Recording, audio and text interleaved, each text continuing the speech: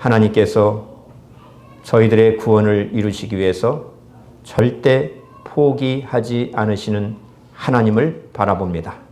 이 시간 말씀하여 주옵소서. 우리의 마음문을 활짝 열고 계시로 주신 말씀을 해석하고 선포하는 이 귀한 말씀을 우리 마음 가운데 받고 그 말씀을 통하여 이 세상에서 생활할 때에 믿음으로, 믿음의 눈으로 주의 구원의 이루심을 보면서 우리 온 성도들이 승리하며 승리하는 삶을 사는 복된 성도들이 다 되게 하옵소서. 성령님께서 함께하여 주실 줄 믿사옵고 예수님의 이름으로 기도드리옵나이다. 아멘. 바울 사도는 구원 문제를 나의 형제 곧 육골의 친척을 위하여 바울 자신이 저주를 받아 그리스도에게서 끊어질지라도 원하는 바다라고 말하였습니다. 구원 문제를 비통한 어조로 그렇게 시작한 것입니다. 세상에서 가장 행복한 순간은 하나님을 바로 알고 하나님의 뜻을 알게 되고 하나님의 사랑을 알게 되는 순간입니다. 그 순간 우리의 삶이 완전히 달라지게 되는 것입니다. 여러분, 우리가 하나님을 어떻게 알 수 있습니까?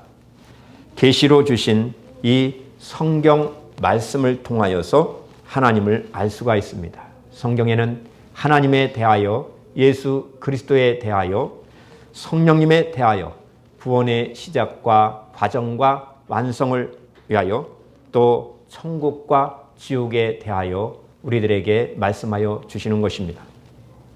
우리가 일상 삶 속에서 24시간 주님을 바라보는 것, 이렇게 말씀을 드리면 별로 대수롭지 않게 생각하는 분들도 있을 것입니다.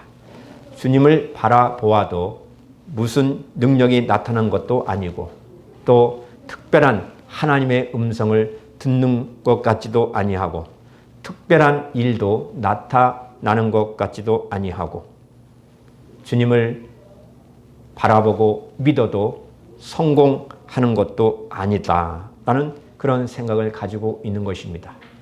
그런데 실제로 예수님을 바라보면서 하루를 시작하고 마무리하는 삶의 그 습관은 놀라운 변화를 만들어내는 것입니다. 늘 함께 하시는 주 예수님을 만나는 것은 내 속 사람의 변화를 가져오게 되는 것입니다. 로마서 11장에서 우리가 은혜를 받는 것도 하나님의 뜻과 하나님의 사랑을 알게 되는 것도 주님과 함께 하기 때문인 것입니다. 로마서 9장과 10장과 11장은 하나님께서 택하신 유대인이 왜 예수 그리스도의 십자가 복음을 거부했는가라는 질문에 대한 대답입니다. 이 문제에 대하여 하나님께서는 사도 바울을 통하여서 분명히 말씀하십니다. 하나님께서 결코 자기가 택하신 백성을 버리지 아니하신다라고 말씀하고 있습니다. 그 증거로 우선 사도 바울 자신을 보라고 하였습니다. 여러분, 나를 보십시오. 나는 유대인입니다. 나는 바리새인 중에 바리새인입니다. 나는 예수 믿는 사람들을 핍박하고 죽였던 자입니다. 예수님을 믿을 뿐만 아니라 이제는 사도가 되었습니다. 유대인 중에도 택함을 받아서 예수님을 믿는 자가 있습니다. 라고 이야기하였던 것입니다.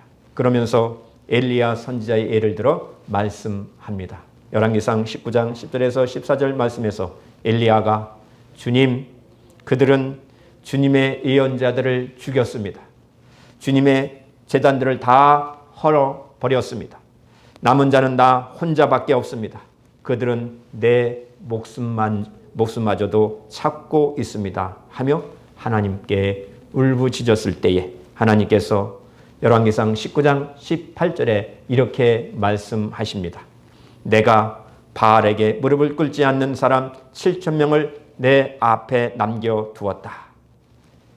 유대인들 중에 여전히 은혜로 택하심을 입은 사람들이 있다라고 말씀하시는 것입니다. 그러면서 오늘 본문 25절부터 28절 말씀은 두 가지 놀라운 말씀을 하고 있습니다. 본문에서 비밀이란 이방인들의 충만한 수가 찼다라고 했습니다. 이방 사람의 수가 다 찰 때까지 이스라엘 사람들 가운데서 일부가 완고해진 대로 있게 된다는 것입니다.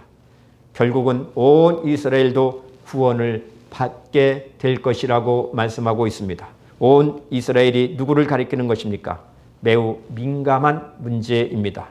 왜냐하면 예수님의 재림과 관련이 있기 때문인 것입니다. 그래서 문자적으로는 이스라엘 민족을 가리키는 해석도 있고, 그러나 구속사적 관점에서는 영적 이스라엘 곧 교회를, 성도를 가리키는 것입니다. 사도 바울은 이것을 신비한 비밀이라고 말하고 있습니다. 그래서 사도는 이 복음은 모든 믿는 자에게 구원을 주시는 하나님의 능력이 됨이라고 말했던 것입니다.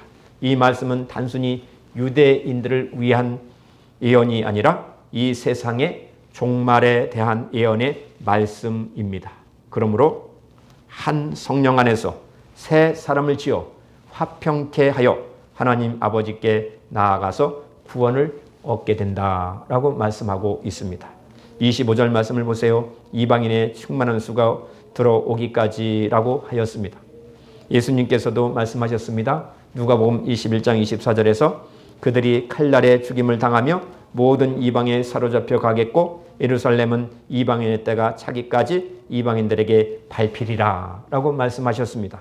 이 말씀은 주 70년 티도 장군에 의하여서 문자적으로 이루어졌습니다. 이때부터 이방인들의 때가 시작되었습니다. 복음은 예루살렘을 떠나서 안디옥으로 확산되었습니다. 로마로 확산되었고 서진하면서 영국으로, 그리고 미국으로, 그리고 우리나라 한국으로 전파되었습니다. 복음은 전 세계로 전파되어지고 있습니다. 이것이 이방인의 때다라고 말씀하고 있습니다. 그런데 이 일이 예수님의 재림과 밀접하게 연결되어 있다는 것을 우리는 알아야 됩니다. 마태복음 24장 14절에 보면은 모든 민족에게 복음이 증거된 후에 이 세상의 종말이 오리라고 말씀하셨습니다. 이것이 이방인의 때가 찬다라는 의미입니다. 그리고 인류 역사의 마지막 남은 최후의 드라마가 시작되는 이스라엘의 회복이 이루어진다는 것입니다. 31절 말씀을 보시면 이와 같이 지금은 순종하지 않고 있는 이스라엘 사람들도 여러분이 받은 그 자비를 보고 회개하여 마침내는 자비하심을 잊게 될 것입니다 라고 말씀하고 있습니다. 사도 바울은 이 말씀이 선포되는 것을 보고서 큰 소리로 하나님을 찬양하였던 것입니다. 33절 보시면 하나님의 부유하심은 어찌 그리 크십니까? 하나님의 지혜와 지식은 어찌 그리 깊고 기쁘십니까? 그 어느 누가 하나님의 판단을 헤아려 알 수 있으며 그 어느 누가 하나님의 길을 더듬어 찾아낼 수 있겠습니까? 또 36절에는 만물이 그에게서 나고 그로 말미암아 있고 그를 위하여 있습니다. 그에게 영광이 세세에 있기를 빕니다 라고 말씀하고 있습니다. 사도 바울이 유대인이기 때문에 더욱더 감격하였을 것입니다. 우리도 이 말씀을 굳게 붙들어야 합니다. 지금 역사가 그 시점에 향하여서 나아가고 있습니다.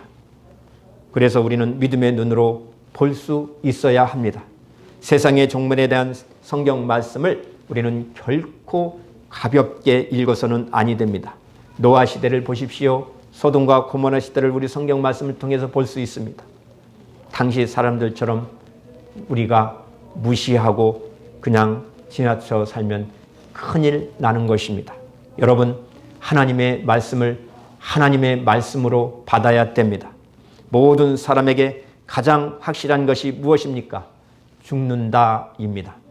결국 모든 사람은 죽을 것입니다. 이것만큼은 너무나도 확실한 현실입니다. 일찍 죽는 사람이 있고 또 생을 충분히 사는 사람도 있을 것입니다. 우리는 가까운 분들 중에서 이미 이 세상을 떠나 우리 곁을 떠나 죽은 사람들이 많이 있습니다. 문제는 죽음을 전혀 준비하지 아니하고 산다는 것입니다. 나름대로 노후 대책은 준비하면서 가장 중요하고 가장 분명한 사실인 죽음에 대하여는 준비가 안 되어 있다는 것이 문제인 것입니다. 내 나이가 어때서 영영 살 것 같은 기분이라는 것이죠. 개인뿐만 아니라 이 세상 역사에도 종말이 있습니다. 성경만이 이 세상에 종말이 있다라는 사실을 정확하게 말씀하고 있습니다. 그 징표 중 하나가 유대인들이 주 예수님의 십자가 생명의 복음을 믿게 될 것이라고 말씀하고 있습니다. 종말에 대한 이 메시지는 오해도 곡해하기 쉽기 때문에 조심해야 합니다. 1948년 5월 14일 마침내 1900년간 나라 없이 떠돌면서 유대인들이 이스라엘이라는 국가로서 아주 극적으로 나라를 찾게 되었습니다. 그러나 이스라엘이라는 국가의 회복을 단순히 오늘 로마서 11장의 말씀의 성취라고 그렇게 해석하기는 어려울 것입니다. 친이스라엘 국가의 입장을 취하고 팔레스타인 정책을 지지하는 것 근거도 아닐 것입니다. 팔레스타인 중에서도 기독교인들이 많이 있습니다. 이스라엘이라는 나라를 회복하기 위하여서 팔레스타인을 제거해야 된다라는 이야기도 잘못된 것일 것입니다.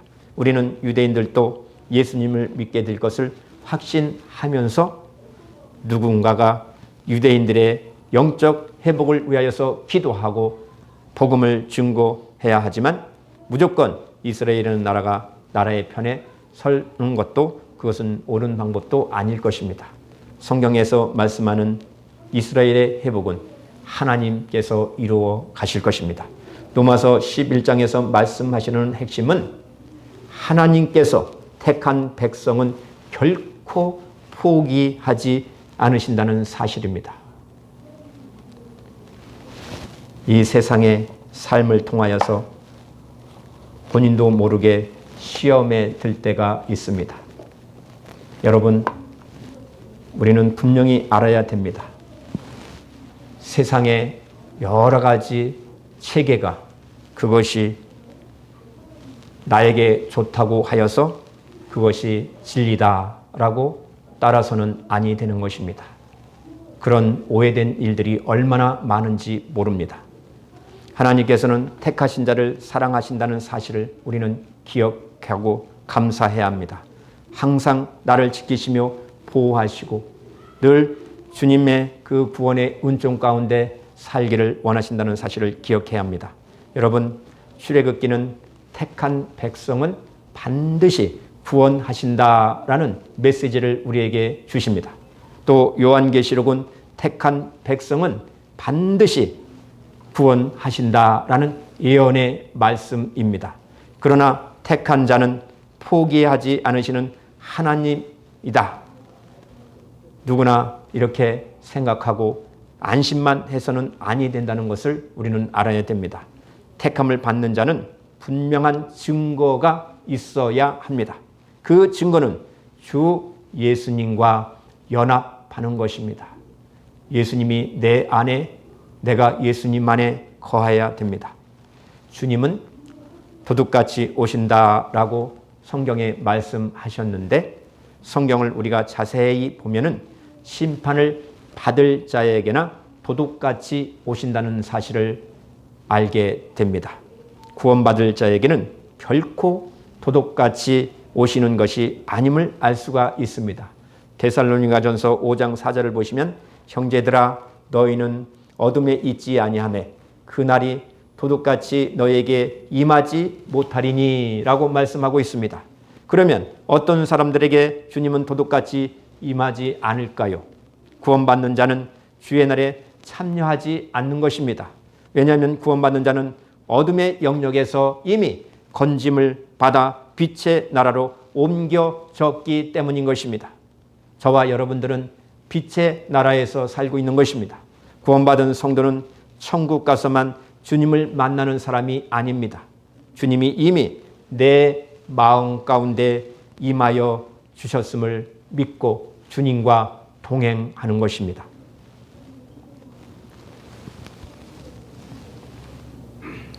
주님과 늘 동행하는데 주님의 재림에 대하여 우리가 두려워할 이유가 없다는 것입니다.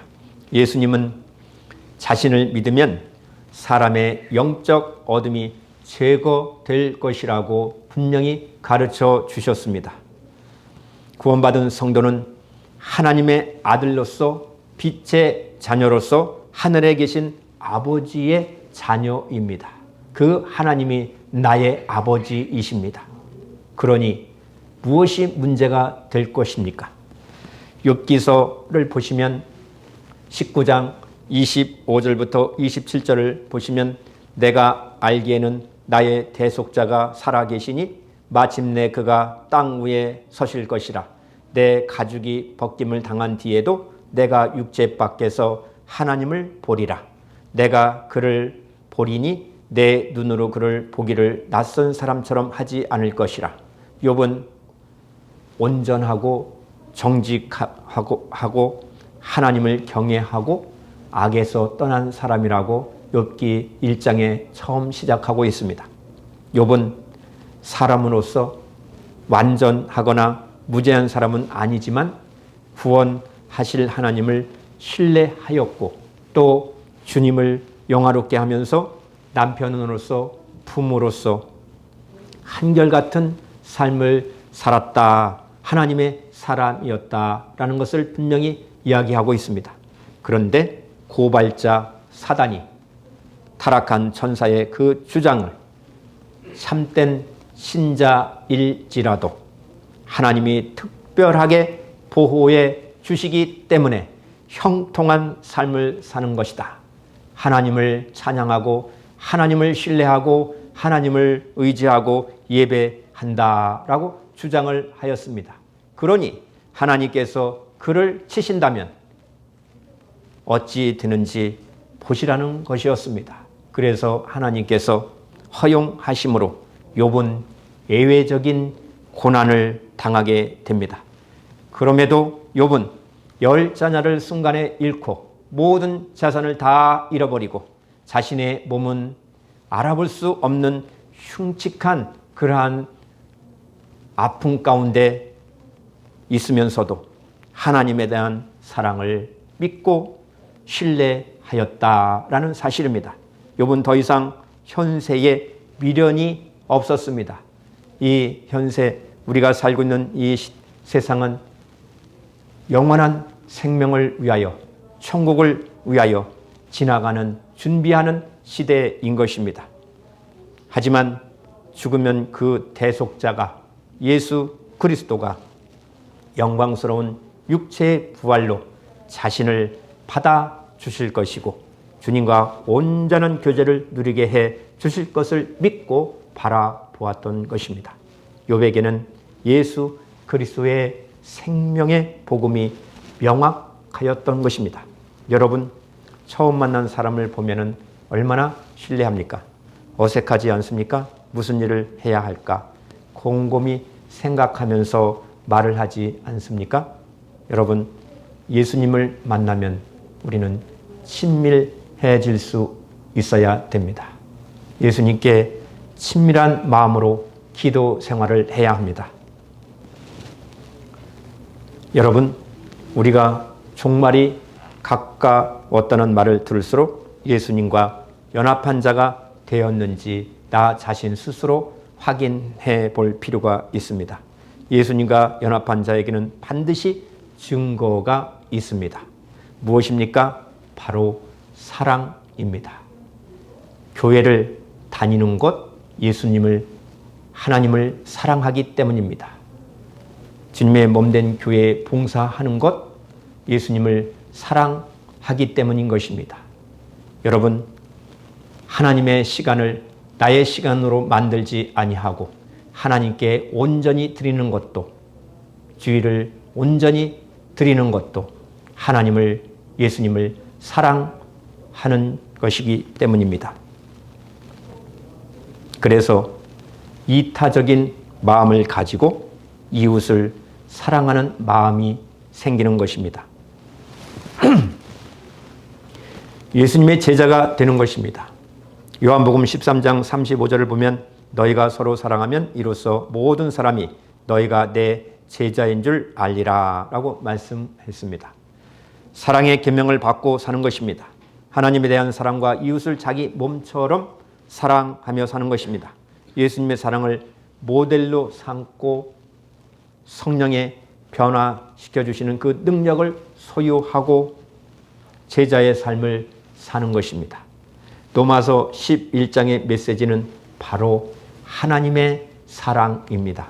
어떻게 해서든지 이방인을 구원하고 또 어떻게 해서든지 유대인을 구원하시려는 하나님의 사랑이 핵심입니다. 구원받은 자에게도 반드시 이 사랑이 있어야 합니다. 성경은 죽은 후에 다 사라지지만 사랑은 영원히 남는다라고 고린도전서 13장 8절에서 말씀했습니다.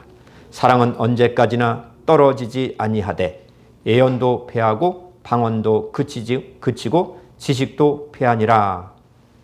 바로 사랑만 남는다고 말씀합니다. 이 말씀은 하나님의 속성의 특성인 사랑인데 그 사랑이 영원히 지속되는 사랑을 말씀하고 있습니다.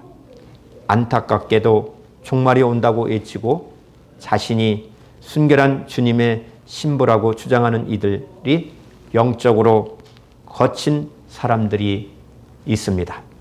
인터넷에 주님의 재림을 준비하라는 메시지들을 전하는 사이트들이 많이 있습니다. 주님의 정결한 신부가 되라는 의식 표현은 매우 신앙적인 것으로 그렇게 보일 수 있습니다.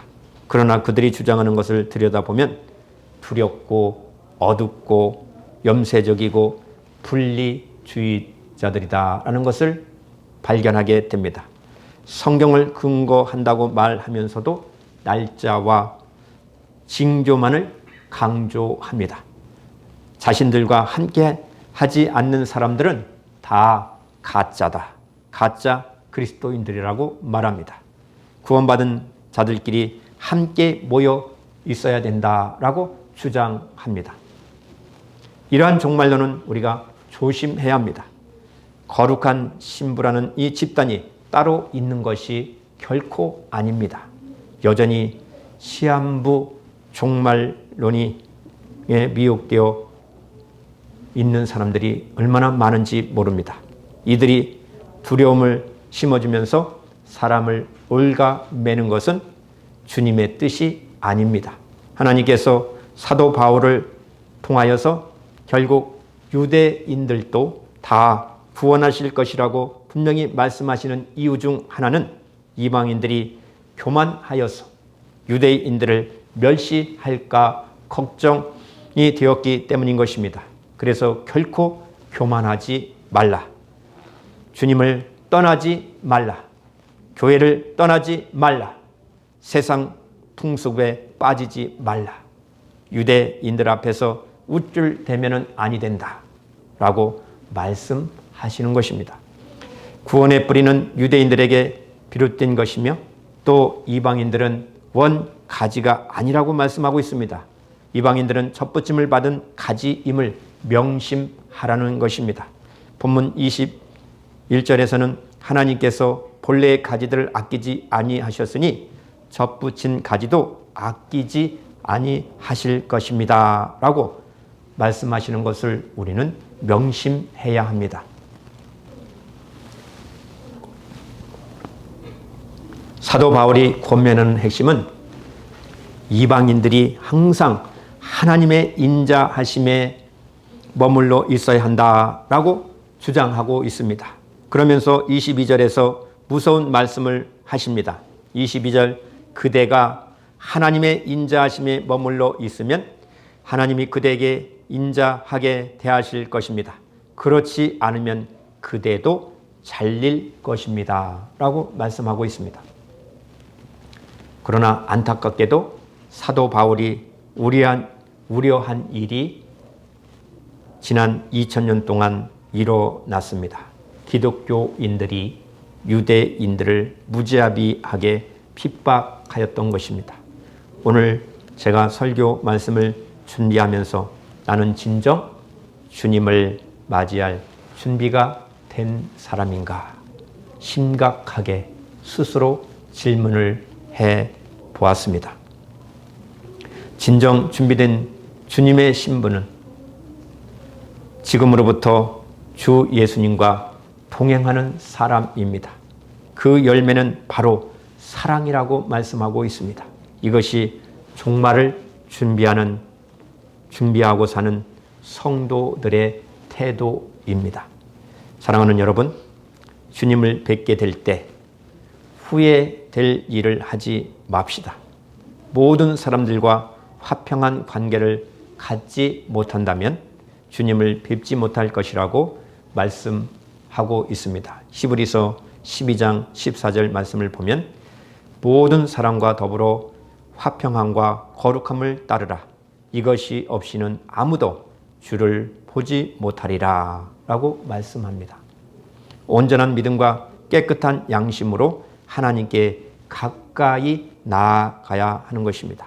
성도의 삶은 평안과 거룩의 의의 옷을 입고 주님과 교제하면서 동행하는 삶을 살아가는 것입니다.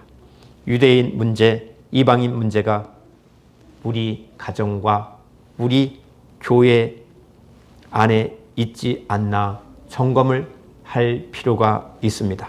주 예수님이 오실 때가 가까운 줄 안다면 정말 다른 사람들을 판단하고 정죄하는 일을 조심해야 하는 것입니다. 사랑하는 성도 여러분, 하나님께 찬송과 영광을 돌리는 삶을 사십시다. 오늘 본문 말씀 33절부터 36절 말씀을 우리가 다 함께 읽겠습니다. 33절부터 36절 말씀 시작. 깊도다 하나님의 지혜와 지식의 풍부함이요 그의 판단은 헤아리지 못할 것이며 그의 길은 찾지 못할 것이로다. 누가 주의 마음을 알았느냐? 누가 그의 모사가 되었느냐? 누가 주께 먼저 드려서 갚으심을 받겠느냐? 이는 만물이 주에게서 나오고 주로 말미암고 주에게로 돌아감이라. 그에게 영광이 세세에 있을지어다. 아멘. 이 말씀은 로마서 1장서부터 11장까지의 결론에 대한 말씀입니다. 믿음으로 구원 얻었다는 로마서 1장서부터 8장까지의 예수님의 생명의 복음을 말씀하고 있습니다. 우리 주 그리스도 예수 안에 있는 하나님의 사랑에서 끊을 수 없는 승리하는 자로 마치고 있습니다. 그 승리는 영광입니다. 그에게 세세에 있을지어다. 송영으로 끝마치고 있습니다.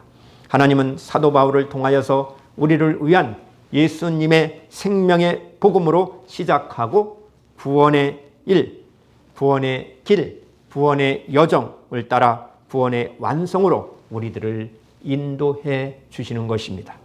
깊도다 하나님의 지혜와 지식의 부유함이 너무나 부유하고 깊어서 이루다 측량 못하겠고 그의 길은 찾고 찾아도 끝이 어딘지 몰라서 멈추어 설 수밖에 없다는 것입니다. 그래서 개혁자들은 성경이 가는 것에 우리도 가고 성경이 멈추는 곳에 우리도 멈춘다라고 말하였던 것입니다. 주님의 마음을 누가 알 수 있겠습니까? 하나님의 지혜와 지식을 누가 다 알 수 있겠습니까? 하나님께서 창조하신 창조의 지혜와 부유함을 누가 다 알겠습니까? 특히 구원의 운총에 있어서 더욱 그러하다라고 사도 바울은 고백하고 있습니다. 사도 바울 자신이 이것을 알았기 때문에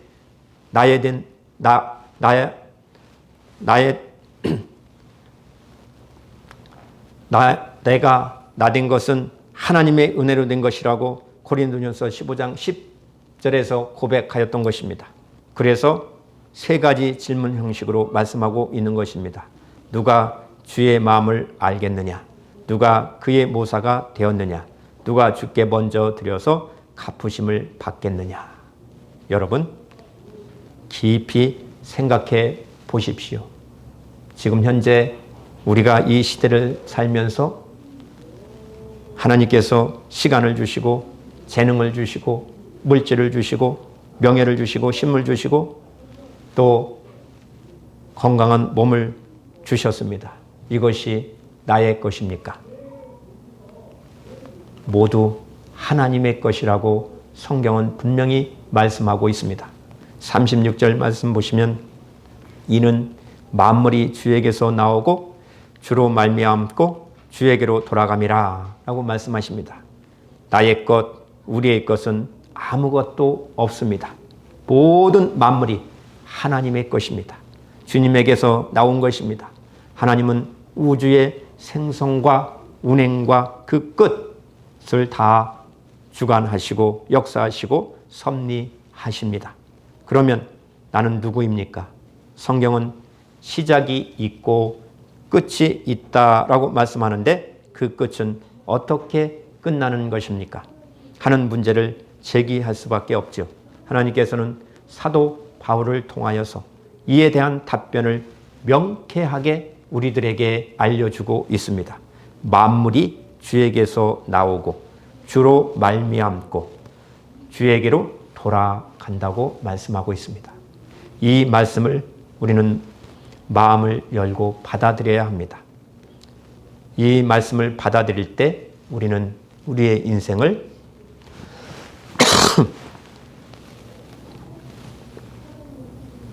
하나님 중심으로, 말씀 중심으로 살 수가 있습니다. 주님께로 돌아감이 바로 구원의 완성입니다. 이 땅에서 사랑의 능력으로 사는 것입니다. 여러분, 서로 사랑하십시다. 내 이웃을 내 몸과 같이 사랑하라고 말씀하셨습니다. 죄송합니다. 이 말씀을 우리 마음 가운데 우리 삶의 최우선 과제로 놓고 지키면서 생활하는 우리 성도님들이 되시기를 바랍니다.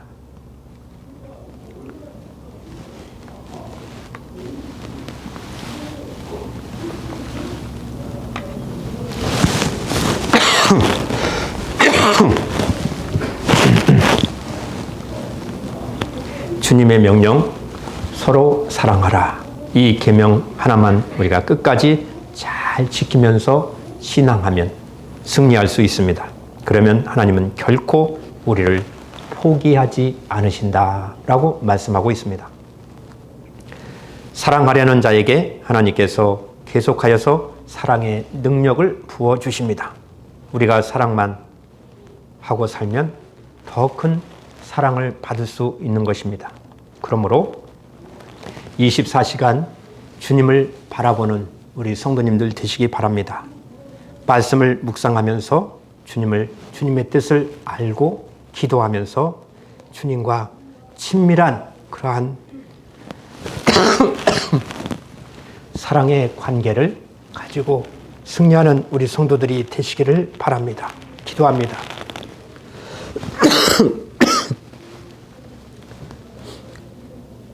하나님, 우리에게 사랑의 능력을 주시옵소서. 우리의 속사람이 더욱더 강건해지기를 원합니다. 성령의 열매 주시옵소서.